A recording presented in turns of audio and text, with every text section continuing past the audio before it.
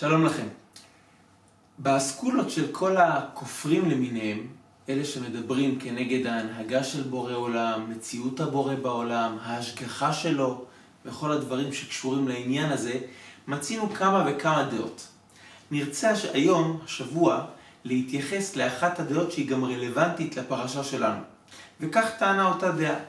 הקדוש ברוך הוא אכן ברא את העולם, אבל מאז שהוא ברא את העולם, הוא כבר לא צריך מה שנקרא להמשיך לקיים אותו. העולם כבר פועל מכוח המתמד, מכוח האנרציה. בורא עולם עשה את העבודה שנקראת בריאת העולם, הרכבת עלתה על מסלולה, מכאן ואילך העולם מתנהל בכוחות עצמו לבד, ללא השגחת הבורא, ללא ידיעת הבורא, לא מעניין את הבורא מה קורה פה, ובעיקר דגש הוא, לא הקדוש ברוך הוא זה שמקיים את העולם. העולם ממשיך להתקיים לכשעצמו.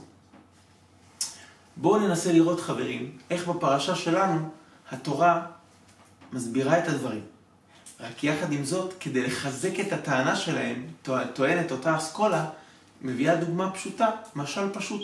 הרי נגר שמייצר, בונה ספרייה, בונה ארון, מרכיב מטבח, הוא לא צריך לאחר שהוא בנה את היצירת פאר שלו, את הרהיט המדובר, הוא לא צריך לעמוד ולהחזיק אותו. נתן את הברגים, נתן את החיזוקים, העמיד את הצירים במקום, בחר חומרים טובים, נגמר הסיפור. מה מכאן ואילך הוא צריך עוד להיות פה בשטח? כך הם טוענים בדיוק, גם הבריאה. אלא שרבותינו, רבותיי, מלמדים אותנו שלא כך. כשאני אומר רבותינו, הכוונה לבעל התניא, רב שנאור זלמן מלאדי, מייסד שושלת חב"ד, ורבי חיים מוולוז'ין, מגדולי תלמידיו של הגאון מווילנה. שני נביאים שהתנבאו באותה מטבע לשון, וכך הם אומרים. יש הבדל מהותי בין המשל לבין הנמשל. הנגר משתמש בחומרים קיימים. הוא לקח עצים, לקח ברזלים, לקח ברגים, השתמש בכלי עבודה, שהם בעצם חומרים שקיימים כבר בבריאה, ואיתם הוא הרכיב את היצירה שלו. לכן, ברגע שהוא עשה את שלו, ורק חיבר ביניהם, יצר את הקשר ביניהם, וקיבלנו את הצורה שנקראת הרהיט המדובר, נגמר הסיפור. לעומת זאת, היהדות מלמדת אותנו, בראשית ברא אלוקים את השמיים ואת הארץ, שקודם הבריאה לא היה כלום בעולם. שום דבר. רבותיי, לא היה קשה לתאר את זה. אנחנו חיים בעולם שיש לנו הכל, מכל הבא ליד. השפע, יש פתגם שאומר שהעניים של היום הם יותר עשירים מהעשירים של פעם. יש שפע אדיר בעולם.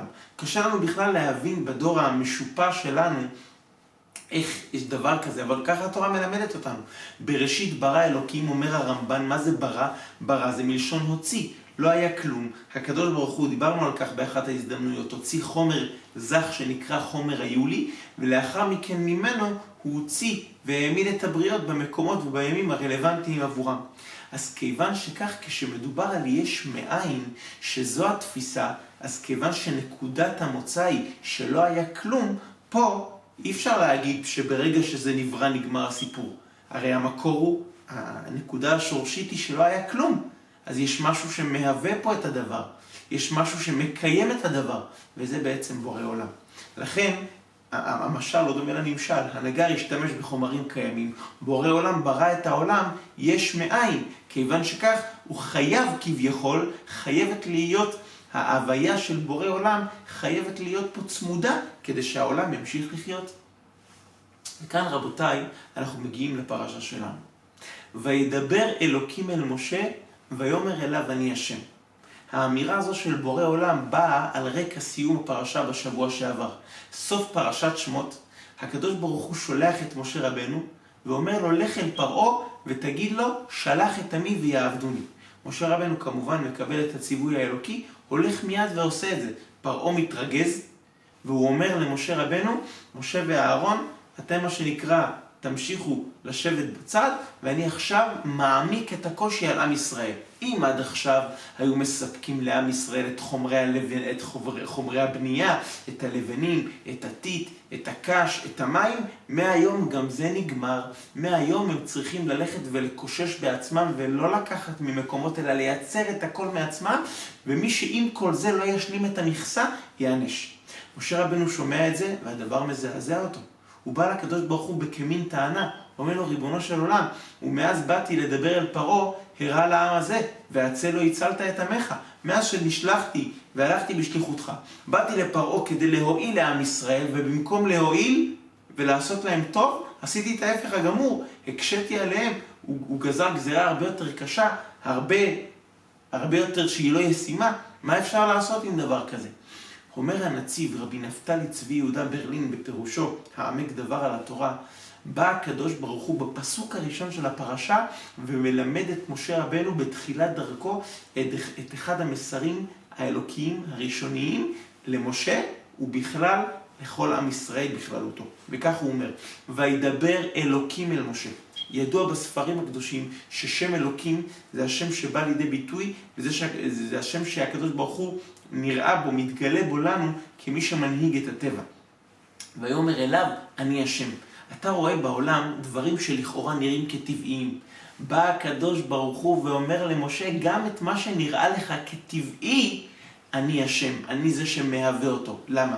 כי משה רבנו חשב שהוא הרגיז את פרעה. והמתבקש היה, הרגזת מלך של אימפריה כה אדירה, הוא עכשיו יגזור את הגזרות, פרינציפ איך שאומרים, כדי להקשות, באת להקשות עליו, הוא יקשה ויעמיס עוד יותר על עם ישראל את העבודה. אז משה רבנו בא כביכול בטענה לבורא עולם, ריבונו של עולם, זה היה מתבקש מאליו. אומר לו הקדוש ברוך הוא, לא, גם מה שאתה רואה שפרעה כועס, זה לא טבעי.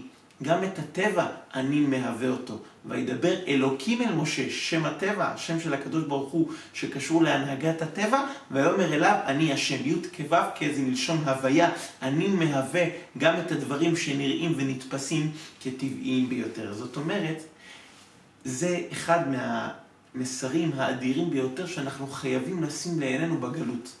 אנחנו נמצאים בעולם, אנחנו גם נמצאים במלחמה לא פשוטה. אנחנו רואים יש הרבה הסברים טבעיים, למה זה קרה בגלל זה, ולמה זה קורה, הכל פוליטיקות, וארצות הברית לוחצת, ואיראן מערבבת פה בסיר בכל הקלחת. רבותיי, אנחנו צריכים להחדיר את המסר העמוק הזה למוח שלנו. ויאמר אליו, אני השם, אין טבע בעולם. הכל מתנהל ומתנהג על פי בורא עולם.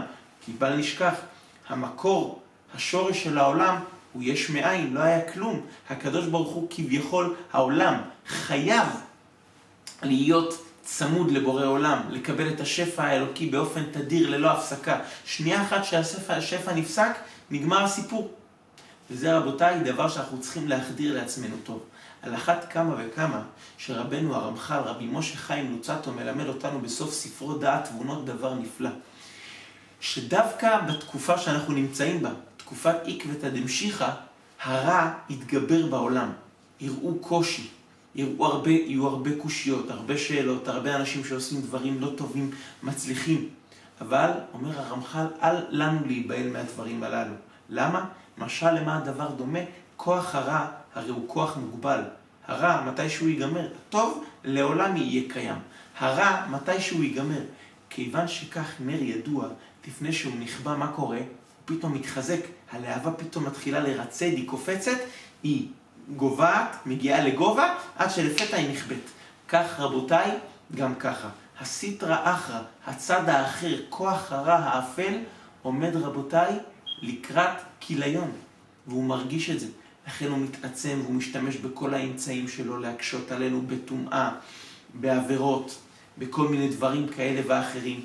ויהודי שיודע את הדברים האלה, יהודייה שנחשפת למידע הנפלא והקדוש הזה, מבינה שסך הכל אנחנו צועדים במסלול, הכל בסדר, אנחנו סך הכל מחברים את עצמנו לבורא עולם, ובזכות זה שנדע שויאמר אלוקים אל משה, ויאמר אליו אני השם, הקדוש ברוך הוא זה שמהווה את הטבע, במהרה בימינו נזכה בעזרת השם לגאולה השלמה, בחסד וברחמים. וכשם שהקדוש ברוך הוא גאל אותנו ממצרים, כך הוא יגאל אותנו מכל הצרות, ונזכה במהרה לשמחה הגדולה של הגאולה השלמה.